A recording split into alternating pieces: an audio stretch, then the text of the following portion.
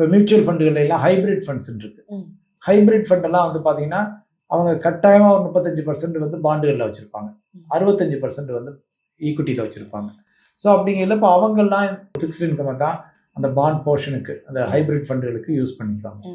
சரி, இப்போ இந்த போர்ட்ஃபோலியோன்னு வரும்போது நம்ம அந்த கிரெடிட் ரேட்டிங் இல்லாமல் நம்ம இதை சொல்ல முடியாது, பேச முடியாது இல்லையா? ஸோ கிரெடிட் ரேட்டிங்னா என்ன? அந்த கிரெடிட் ரேட்டிங் வந்து ஒரு பாண்டோட சேஃப்டி அண்ட் ரிட்டர்ன்ஸில் எந்த அளவு ஒரு இம்பாக்ட் கிரியேட் பண்ணும்?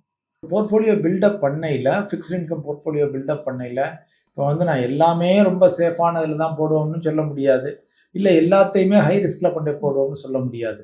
ஸோ சேஃபானது பர்சன்டேஜ் அதிகமாகவும் கொஞ்சம் ஈல்டு தரக்கூடியது குறைவாகவும், ஏன்னா கொஞ்சம் ஹை ஈல்டுனா கொஞ்சம் ஹையர் ரிஸ்க்.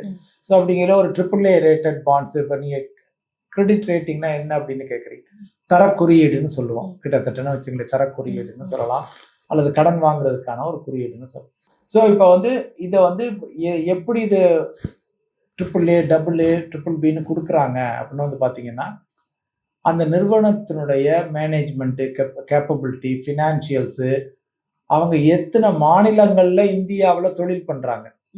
ஒரு எக்ஸாம்பிளுக்கு வந்து ஒரு நிறுவனம் வந்து தமிழ்நாட்டில் ரொம்ப சூப்பர் டூப்பராக இருக்குது, ஆனால் இந்தியாவில் வேற எங்கேயும் அவங்க ப்ரெசன்ஸ் இல்லைன்னா அப்போ அந்த நிறுவனத்துக்கு அந்த கிரெடிட் ரேட்டிங் குறைஞ்சிரும்.